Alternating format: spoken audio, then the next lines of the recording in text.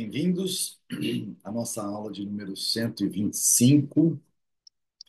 Continuamos dentro do capítulo 16, um dos capítulos mais importantes, porque ao economista cabe entender justamente a questão da formação dos preços. Então, o capítulo é os preços, e tem cinco. Aula 125, e tem cinco: coincidência, catalaxia lógica versus catalaxia matemática. Um pouquinho de atenção. Mises vai fazer aí suas críticas a uma série de coisas e nós temos que acompanhar essa diferença da catalaxia lógica versus essa tal catalaxia matemática. Os problemas de preços e de custos também foram tratados por métodos matemáticos. Houve até mesmo economistas que sustentaram que o único método apropriado para lidar com problemas econômicos é o método matemático. Escarneciam os economistas lógicos, chamando-os de literários. Quem são os economistas lógicos? Nós, economistas austríacos. Se esse antagonismo entre economistas lógicos e matemáticos fosse apenas um desacordo em relação ao procedimento mais adequado a ser usado no estudo da economia, seria supérfluo perder tempo com esse assunto. O melhor método mostraria sua superioridade ao proporcionar melhores resultados. Pode ser também que diferentes tipos de procedimentos sejam necessários para a solução de problemas diferentes e que, para alguns deles, um método seja melhor que o outro. Isso pode acontecer na ciência, correto? Entretanto, não se trata de uma disputa sobre questões heurísticas, mas uma controvérsia que atinge a base da ciência econômica. O método matemático deve ser rejeitado, não só por sua aridez. É um método inteiramente vicioso, que parte de falsas premissas e chega a conclusões erradas. Seus silogismos, afirmações com erros conceituais de premissa, não são apenas estéreis, eles desviam o interesse do estudo dos problemas reais e deturpam as relações entre os vários fenômenos. Então, isso aqui é importante porque é, é o grande debate criado de forma desdenhosa por economistas matemáticos, como se pudesse existir isso. E aqui é Mises colocando o contraponto de como isso é um perigo. Não existe essa tal coisa. Leva a situações erradas. As ideias e procedimentos dos economistas matemáticos não são uniformes. Existem três correntes de pensamento que precisam ser tratadas separadamente. Então, se já não bastasse a economia matemática, a catalaxia matemática, ser errada, ainda existem três correntes diferentes que precisam ser as três avaliadas uma a uma, desfazendo suas falácias. A primeira é representada pelos estatísticos, que procuram descobrir leis econômicas a partir do estudo da experiência econômica. Procuram transformar a economia numa ciência quantitativa. Seu programa está condensado no lema da sociedade econometria. Ciência quer dizer medição. Então, a primeira é representada pelos estatísticos, que procuram descobrir leis econômicas a partir do estudo da experiência econômica. Eles procuram transformar a economia numa ciência quantitativa. Seu programa está condensado no lema da sociedade econométrica, da econometria. Ciência quer dizer medição. Bom, o equívoco fundamental implícito nesse raciocínio já foi mostrado anteriormente, lá atrás. Vamos ver aqui, nas páginas 57 a 59 e na página 84 a 86. O equívoco, né, foi implícito nesse raciocínio, já foi mostrado. A história econômica trata sempre de fenômenos complexos. Foi o que nós dissemos lá atrás. A história econômica trata sempre de fenômenos complexos. Não pode jamais transmitir um conhecimento do mesmo gênero do que um pesquisador extrai de uma experiência de laboratório. A estatística é um método para a apresentação de fatos históricos relativos a preços e outros dados relevantes da ação humana. Não é economia e não pode produzir teoremas ou teorias econômicas. Então, a estatística é um método para a apresentação dos fatos históricos relativos a preços e outros dados relevantes da ação humana. Não é economia e não pode produzir teoremas ou teorias econômicas. A estatística de preços é história econômica. A percepção de que, ceteris paribus, mantido tudo mais o constante, um aumento na demanda resultará num aumento dos preços não decorre da experiência. Ninguém jamais esteve ou estará em condições de observar uma mudança em um dos dados do mercado, ceteris paribus. O que costumam chamar de economia quantitativa simplesmente não existe. Todas as quantidades econômicas que conhecemos são dados da história econômica.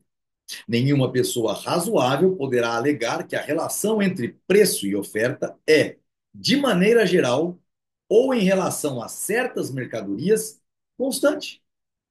Nenhuma pessoa, vou repetir, nenhuma pessoa razoável poderá alegar que a relação entre preço e oferta é, de maneira geral, ou em relação a certas mercadorias apenas constante. Ninguém pode dizer que se aumenta a demanda em 10%, o preço aumenta em 10, 12, 13. Não se pode afirmar isso. A gente viu lá atrás. Ao contrário, sabemos que os fenômenos externos afetam pessoas diferentes de diferentes maneiras, que as reações das mesmas pessoas aos mesmos eventos externos variam e que não é possível classificar os indivíduos em grupos de pessoas que tenham as mesmas reações. Tudo isso já foi visto e debatido. Esta percepção é um produto de nossa teoria priorística. É verdade que os empiristas rejeitam esta teoria a priorística. Asseguram que todo conhecimento deriva da experiência histórica. Não obstante, contradizem seus próprios princípios quando vão além do registro puro e simples de cada um dos preços vigentes e começam a tirar médias e construir séries. Somente um preço pago num determinado momento e lugar por certa quantidade de uma mercadoria específica pode ser considerado um dado da experiência e um fato estatístico. A formação de grupos de vários preços, assim como o cálculo de preços médios, implica em considerações teóricas que lhes são lógica e temporalmente antecedentes. A maior ou menor importância a ser atribuída a certos detalhes concomitantes ou a certas contingências circunstanciais dos preços em questão depende igualmente de um raciocínio teórico. Lembra? Inclusive, compreensão histórica. Ninguém se atreveria a sustentar que um aumento de azinho, qualquer percentual, na oferta de qualquer mercadoria deve sempre, em qualquer país, em qualquer tempo, resultar na diminuição de B% no seu preço. Aquilo que nós demos de exemplo ali atrás. Mas, como nenhum economista quantitativo jamais se atreveu a definir precisamente, com base na experiência estatísticas, as condições específicas que fazem variar a relação aumento na oferta sobre queda no preço do bem ofertado, fica evidente a inutilidade deste tipo de esforço. E o que nós mais temos em Araçatuba são economistas, econometristas estatísticos. Acresce também que a moeda não é um padrão de medida dos preços.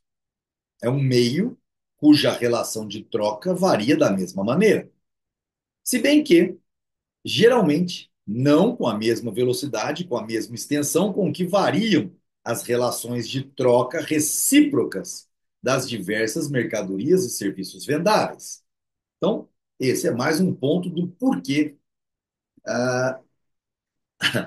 os economistas estatísticos jamais conseguiriam retratar essas questões de aumento de oferta e a sua correspondente determinação da queda dos valores por conta desse aumento de oferta. Uma bobagem. Não há necessidade de nos estendermos mais sobre a refutação das pretensões da economia quantitativa.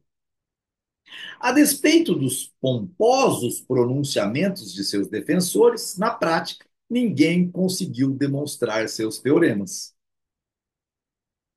O finado Henry Schultz dedicou sua pesquisa à medição da elasticidade da demanda de diversas mercadorias. O professor Paul Douglas exaltou o resultado dos estudos de Schultz como um trabalho tão necessário para fazer da economia uma ciência mais ou menos exata, quanto o foi a determinação dos pesos atômicos para o desenvolvimento da química. Ver Paul Douglas em Econométrica. A verdade é que Schultz nunca pretendeu determinar a elasticidade da demanda de qualquer mercadoria como tal. Os dados nos quais se apoiavam diziam respeito apenas a certas áreas geográficas e certos períodos históricos. Suas conclusões, quanto a uma determinada mercadoria, por exemplo, batatas, não se referem a batatas em geral, mas a batatas nos Estados Unidos nos anos de 1875 a 1929. Então, ver Henry Schultz, The Theory and Measurement of Demand. Então, a teoria e a medição da demanda, mas através da análise de dados históricos, não querendo fazer nenhuma correlação dedutiva.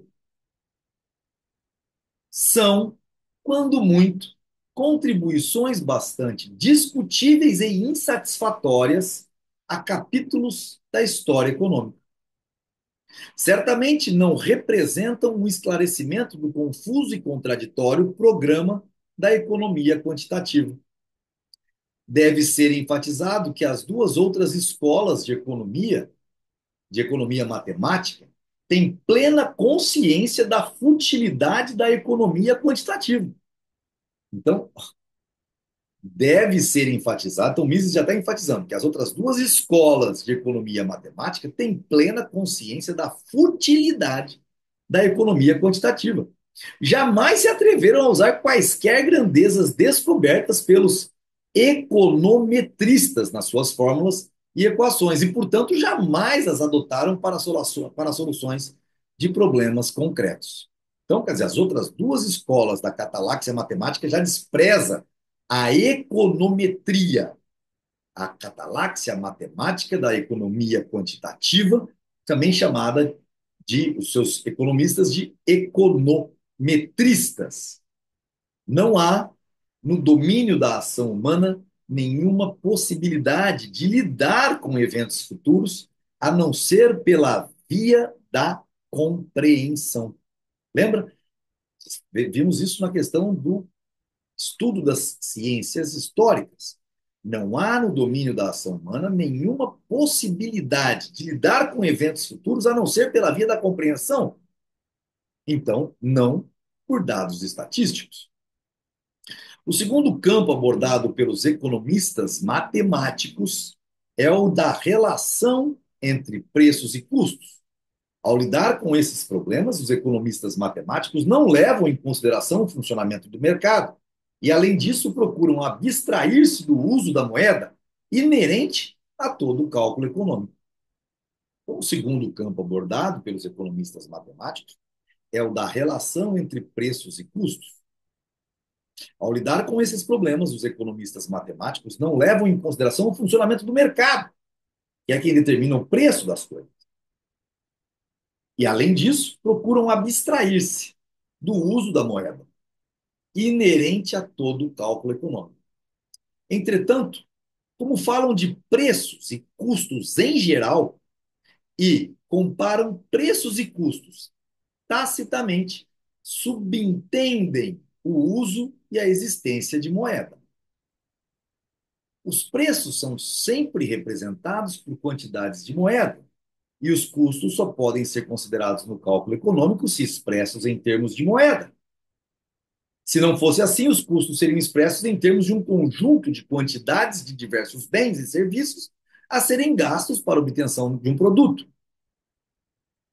Por outro lado, por outro lado, os preços, se é que cabe aplicar este vocábulo a relações de troca efetuadas por simples permuta, seriam a enumeração de quantidades de vários bens pelos quais o vendedor pode trocar uma determinada mercadoria.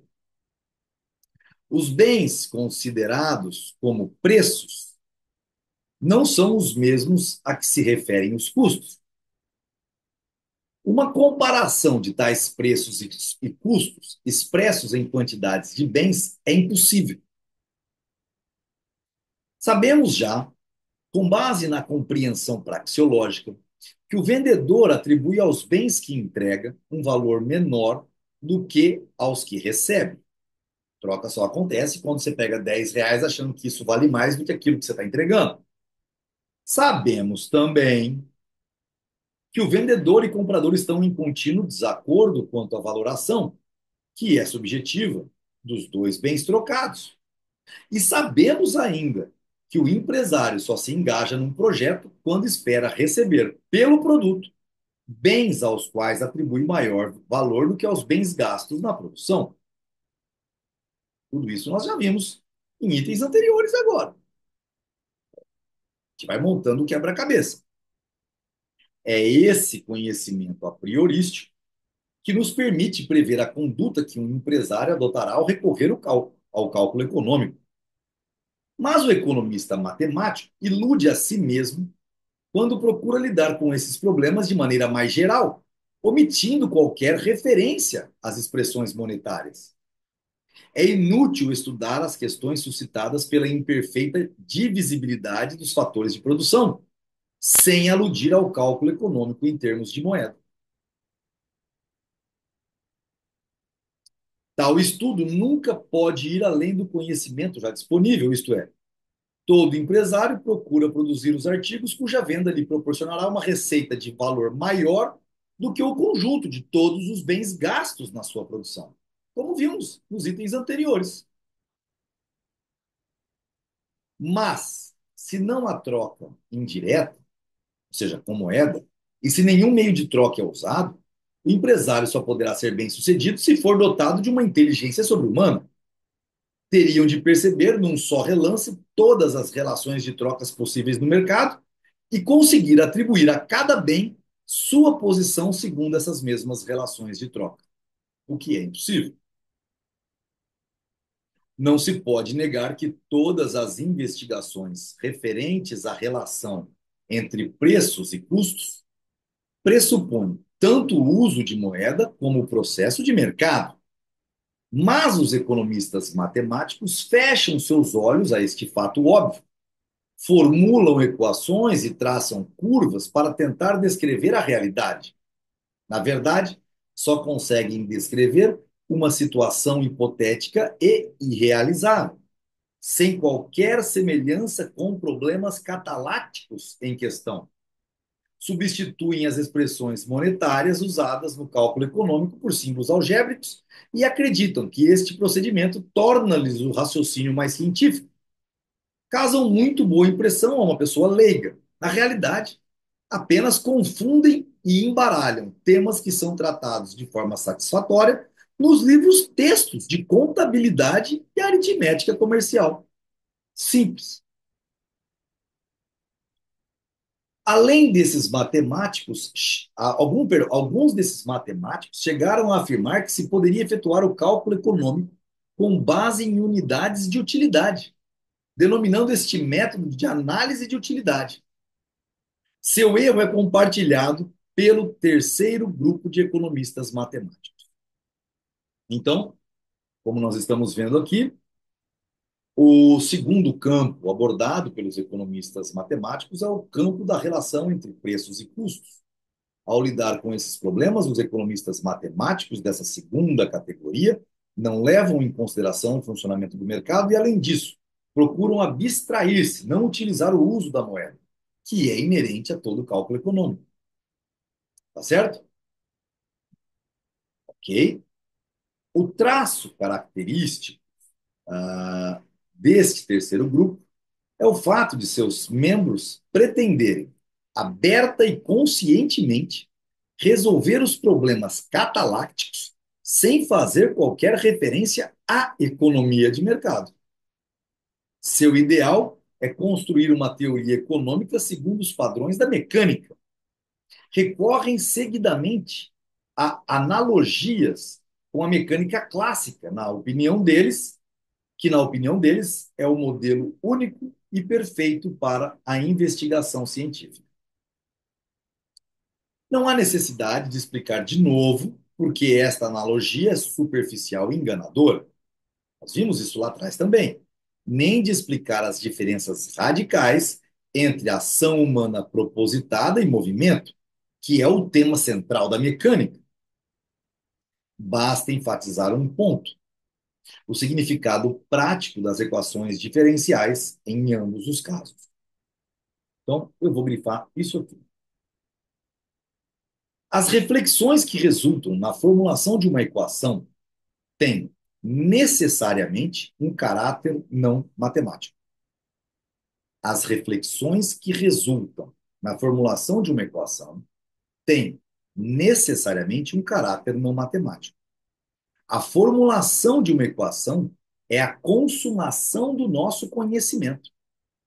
Não aumenta diretamente o nosso saber. Não obstante, na mecânica, uma equação pode prestar importantes serviços.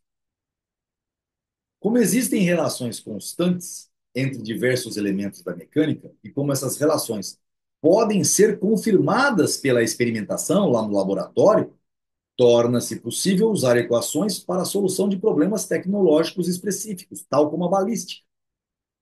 A nossa civilização industrial moderna é, em grande parte, fruto dessa utilização das equações diferenciais da física, aquilo que Newton criou, o cálculo diferencial integral.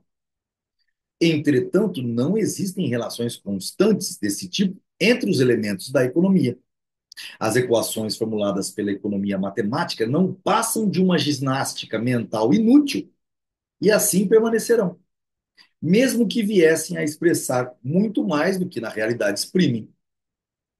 Então, que fique isso aqui gravado também para que todo mundo possa entender que não existe essa coisa dessa economia matemática cheia de derivadas integrais. Uma reflexão econômica correta não deve esquecer nunca estes dois princípios fundamentais da teoria do valor. Primeiro, que toda valoração que resulta em ação significa sempre preferir ou rejeitar. Não exprime jamais equivalência ou indiferença. Então, outro ponto importante. Segundo, que não há maneira de comparar as valorações de indivíduos diferentes ou as valorações dos mesmos indivíduos em momentos diferentes, a não ser pela verificação da ordem de preferência com que esses indivíduos classificam as alternativas em questão. Na construção imaginária da economia uniformemente circular, todos os fatores de produção são empregados de tal maneira que cada um deles presta o melhor serviço possível. Lembra? Temos isso. Nenhuma mudança concebível e viável poderia aumentar o estado de satisfação. Nenhum fator é empregado para satisfazer uma necessidade A, se este emprego impedir a satisfação de uma necessidade B, considerada como preferível a A. Economia uniformemente circular. Certamente é possível descrever esta imaginária alocação de recursos por meio de equações diferenciais e representá-la graficamente por meio de curvas em gráficos. Então é isso que Mises vai dizer. Ora, numa economia uniformemente circular, você consegue usar isso tudo que os matemáticos querem. Mas tais expedientes não nos dizem nada quanto ao processo do mercado. Apenas registram uma situação imaginária na qual o processo de mercado deixaria de funcionar. Então, certamente é possível descrever esta imaginária alocação de recursos por meio de equações diferenciais e representá-la graficamente por meio de curvas, de gráficos. Mas tais expedientes não nos dizem nada quanto ao processo do mercado. Para quê? Apenas registram, perdão, uma situação imaginária na qual o processo de mercado deixaria de funcionar, que é a economia uniformemente circular.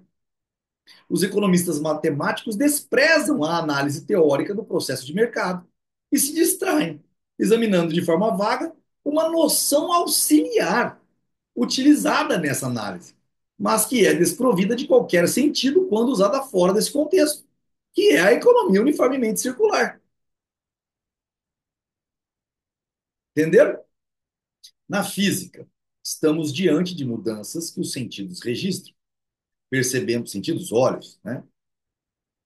Percebemos uma regularidade na sequência dessas mudanças e essas observações nos permitem formular uma ciência da física. Física, physis, aquilo que se vê, o mundo. Nada sabemos quanto às forças que geram essas mudanças. Para o pesquisador, são dados irredutíveis, cuja análise não se consegue aprofundar. Pela observação, descobrimos a conexão existente entre vários fenômenos e atributos observáveis. É essa mútua interdependência de dados que o físico descreve nas suas equações diferenciais. Então, na física, você tem isso. E na praxeologia? Na praxeologia, sabemos, antes de tudo, que os homens têm propósito de provocar mudanças. Nós até vimos lá nos itens anteriores, no começo da nossa parte 1 ou 2, sobre a diferença das ciências naturais com as ciências praxeológicas, né? Do dualismo metodológico e não do monismo metodológico. Não sei se vocês se lembram disso. É com base nesse conhecimento que se efetua o estudo da praxeologia, diferenciando-a das ciências naturais. Conhecemos as forças que provocam as mudanças, e este conhecimento a priorístico nos permite compreender os processos praxeológicos. O físico não sabe o que é a eletricidade, conhece apenas os fenômenos atribuídos ao que chamamos de eletricidade. Já o economista sabe o que impulsiona o processo de mercado. Graças a esse conhecimento é que ele pode distinguir os fenômenos de mercado de outros e descrever os processos de mercado. Ora, o economista matemático não acrescenta nada para a elucidação do processo de mercado. Limita-se a descrever um modelo auxiliar que é utilizado pelos economistas lógicos como um conceito limite. Então, limita-se a descrever um modelo auxiliar que é utilizado pelos economistas lógicos como um conceito limite, na hora que está quase na economia uniformemente circular. Ou seja, como uma descrição de um estado de coisas no qual não haja mais ação e o processo de mercado atinja completa imobilidade. Sua contribuição resume a isto. Aquilo que o economista lógico descreve em palavras quando define as construções imaginárias do estado final de repouso e da economia uniformemente circular, e que o próprio economista matemático também tem que descrever em palavras antes de iniciar suas operações matemáticas, é transformado em símbolos algébricos. Em suma, trata-se de uma analogia superficial que foi levada muito além do que deveria ter sido. Tanto o economista lógico como o matemático afirmam que a ação humana, em última análise, conduz ao estabelecimento de um estado de equilíbrio, que seria alcançado se não ocorressem novas mudanças. Mas o economista lógico vai mais além. mostra como as atividades dos indivíduos empreendedores, promotores e especuladores, ansiosos por obter lucros, aproveitando-se das discrepâncias nas estruturas de preços, tende a eliminar essas discrepâncias e, assim fazendo, secam a fonte de lucro e perda empresarial. Nós vimos no capítulo do mercado, no item 7, se não me falha a memória. Mostram como esse processo finalmente resultaria no advento de uma economia uniformemente circular. É essa a tarefa da teoria econômica. A descrição matemática de vários estados de equilíbrio é mera digressão. O importante é analisar o processo de mercado.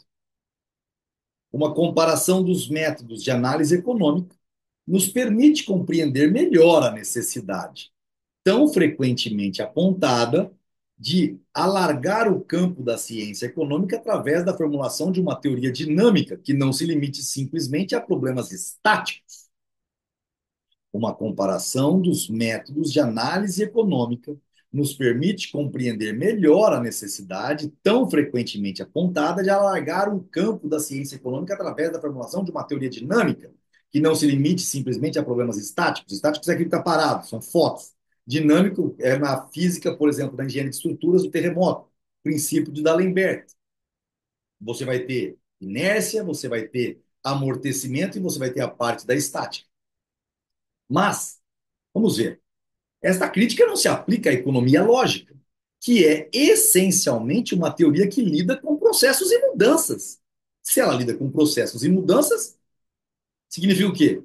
Que só ocorrem construções, que só recorre a construções imaginárias de imobilidade para elucidar os fenômenos relativos à mudança. Então, o que me está dizendo aqui é que, para nós economistas lógicos, nós já vivemos nossas formulações dentro da dinâmica, porque estamos num mundo de mudanças e concebemos os nossos problemas baseados na ação humana, que significa mudança, ou seja, num mundo dinâmico. Nós só usamos a construção imaginária de imobilidade, economia uniformemente circular, né, economia estacionária, para quê? Simplesmente para elucidar os fenômenos relativos à mudança. Mas não se pode dizer o mesmo em relação à economia matemática. Suas equações e fórmulas limitam-se a descrever estados de equilíbrio e de mobilidade. Seus procedimentos matemáticos não nos podem trazer nenhuma informação acerca da formação de tais estados ou de sua transformação em outros estados. A solicitação por uma teoria dinâmica justifica-se plenamente no que diz respeito à economia matemática, que não tem como atender a essa solicitação. Os problemas de análise do processo de mercado, isto é, a única questão econômica que realmente importa, desafiam qualquer abordagem matemática. A introdução do parâmetro tempo não é uma solução nas equações diferenciais matemáticas, começar a diferenciar isso no tempo.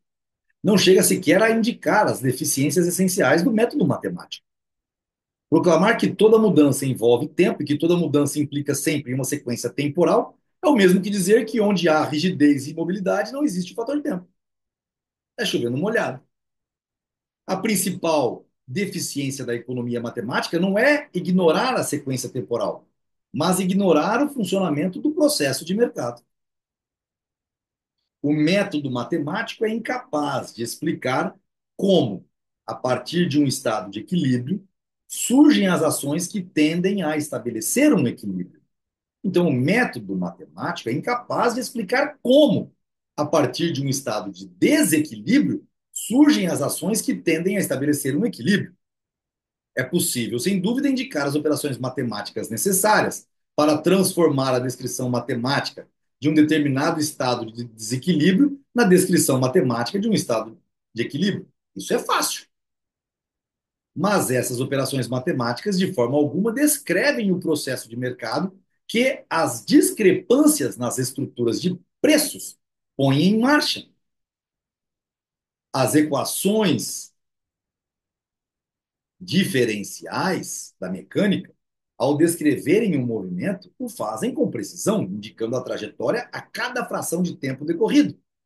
As equações econômicas não fazem a menor referência à situação real, a cada instante do intervalo de tempo entre o estado de desequilíbrio e o equilíbrio.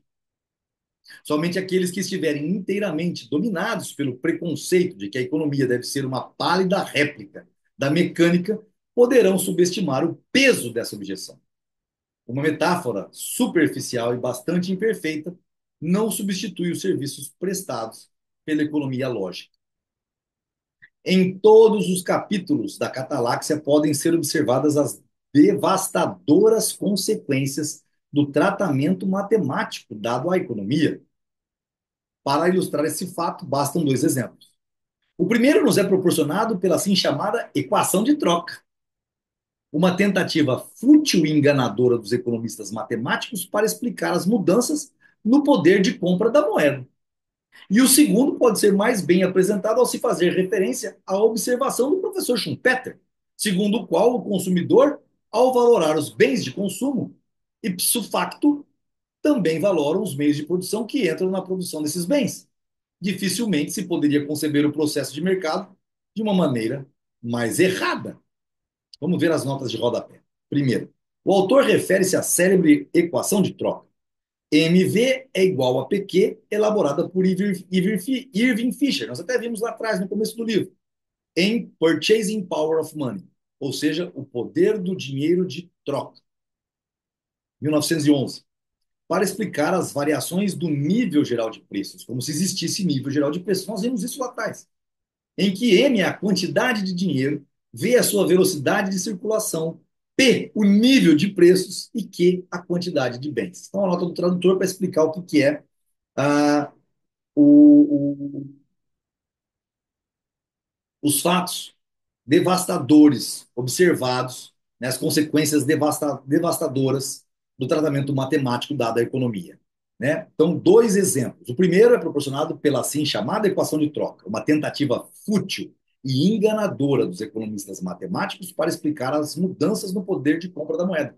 Nunca acertaram, nunca vão acertar porque é impossível. Tudo isso que Mises colocou acima. Então, lá vai ver adiante ainda discussões a respeito dessa brincadeira aí, do Irving Fisher. Mais discussão sobre isso. O segundo exemplo pode ser mais bem apresentado ao se fazer referência para a observação do professor Schumpeter, que era um cara que dizia que o grande problema da economia era ter empresários que criavam novas situações e não deixava chegar a uma economia uniformemente circular onde não há ação. Daí você já começa a imaginar a cabeça desse cara. E tem gente que é schumpeteriano de amor, de paixão. Então, também valoram. Então, o que ele diz? Segundo o qual o consumidor, ao valorar os bens de consumo, ipso facto, também valora os meios de produção que entram na produção desses bens. Então, ele já valora cada uma das coisas. Dificilmente se poderia conceber, aí é Mises falando, dificilmente se poderia conceber o processo de mercado de uma maneira mais errada. Ver Joseph A. Schumpeter, Capitalism, Socialism and Democracy, 1942. Para uma crítica dessa afirmativa, ver Hayek, The Use of Knowledge in Society, o uso do conhecimento na sociedade, Individualism and the Social Order, individualismo e a ordem social, Chicago, 1948. E aqui já vai ter um spoiler. Hayek teve que lecionar em Chicago, na casa dos monetaristas. E ele odiava essa raça. Vale a pena ler o livro A Escola Austríaca do Jesus Huerta de Soto. A economia não é uma questão de bens e serviços, mas de ações de homens vivos. Seu objetivo não é ficar estendendo-se sobre construções imaginárias como a do equilíbrio. Esse não é o nosso objetivo. A gente usa como uma ferramenta para mostrar que aquilo não funciona. Estas construções são apenas ferramentas de raciocínio.